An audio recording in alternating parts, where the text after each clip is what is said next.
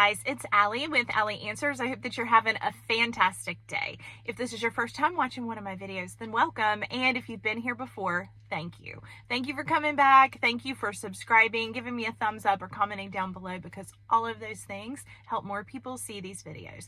And it costs $0 to subscribe or share this video. Just click down below to copy the link. So if you know someone that can be helped, please share. Medication safety is an important thing for all of us, but did you know that seniors metabolize medication differently than the rest of the population? That is why it is so important that we follow the rules when it comes to medication. And I'm going to give you some examples of why. First of all, if your loved one is living at home and they are handling their own medications, please take a look at their bottles and make sure they are not using more than one pharmacy. Something that I have seen many times for people who are still living at home is that they are using several pharmacies, and therefore the pharmacies are not aware of what the other pharmacies are filling. Sometimes during home visits, I have found that someone is taking 2 doses of the same medication, one the generic and perhaps one popular name. Using one pharmacy means that you have a pharmacist going over that list of medications and hopefully making sure that that doesn't happen. If you have to use 2 different pharmacies for financial reasons, make sure that one of the pharmacies, maybe your local pharmacist, is the one who is compiling a list, knows what you're on, even if they're not the one filling the prescription. That is for your safety and especially for the safety of the seniors in your life. If your loved one lives in an assisted living, memory care, independent living, doesn't matter, I want you to make sure that you understand what the rules and regulations are. They will give them to you when your loved one moves in. If they've already been living there a while, ask for a copy of them. It's important that you follow their rules. It is for the safety of your loved one. I'll give you an example. An assisted living resident went to a doctor. The doctor prescribed 2 medications. The family decided to only fill one of those medications. They didn't feel like the other one was necessary, but the orders from the physician went to the assisted living where the person lives. It's one of the rules that if a doctor writes a prescription or writes an order, that you're supposed to follow those orders. So that second prescription was an order that the building needed to fill and follow those orders. They did. They sent that order to the pharmacy filled that medication. Now, that would not have been a problem necessarily because the doctor wrote the prescription for both medications, right? However, the family decided that instead of filling that second prescription, they were going to buy an over-the-counter medication and give to their loved one secretly.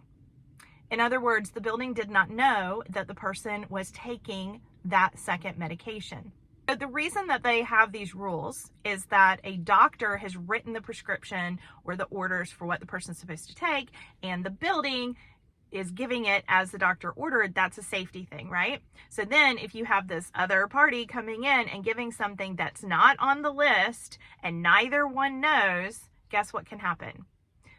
You're right.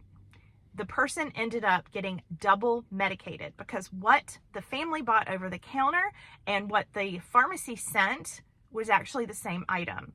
So the person was taking 2 times or double what they should have been taking. Luckily, this was discovered pretty quickly and it was stopped. But I cannot tell you how many times this has happened. If your loved one lives in a senior living, you have to communicate everything with the staff. Not only because it's a rule and for the safety of your loved one, but also because it is actually something that can negatively impact their licensing. It can even negatively impact the nurse who's responsible for giving out the medication at that community. It's a safety issue for everybody. A person who lives at a community can actually self-administer if the rules and regulations of that area allow it. But a person can only self-administer medications if they have passed a test. It's usually a test where they have to go through all of their medications and tell the person what they're taking and why. And then they also have to have a doctor's order for self-administer. This is for safety. If your loved one lives in a community, they don't have a self-administer order, and you bring medication for them to administer to themselves, and it is not locked up, which, by the way, is usually part of the regulation, let me tell you what can happen, and it has. Let's say, for example, that the person lives in an assisted living, but almost everyone there is super independent. especially maybe on that haul, everybody seems totally with it. So it wouldn't seem like a crazy thing to maybe let a person have, say, gummies with magnesium that the person can take for leg cramps. Actually happen. So let's say these gummies are in the bedside table. They're hidden so the family thinks it's safe, it's fine. They're not locked up, but they're hidden. One of the very with it residents that lived on that hall got an infection, and that infection caused a little bit of confusion. We see that all the time. They went into this person's room thinking it was their room and pulled out the gummies out of the bedside table, and it looked like candy to them. So they ate them, a lot of them. If a person ate a lot of magnesium gummies, they would get very sick. This would actually empty out their bowels, cause massive diarrhea for most people, and unfortunately for senior, possible dehydration, and that is extremely dangerous for a senior. And it is very scary for the staff to have to deal with this kind of situation. It would be easy to assume that that person had a stomach bug, but if they did not know until the morning, it could be very dangerous for the senior.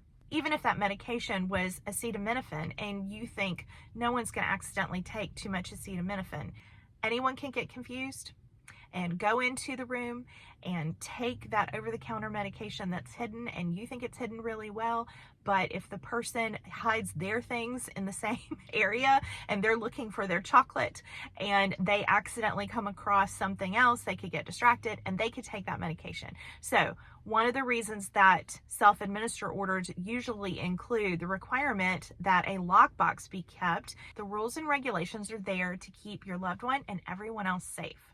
Vitamins and over-the-counter medications may appear completely safe, but if not used correctly, any of them can be dangerous. Even over-the-counter medications that seem safe may cause side effects that cause problems with your loved one.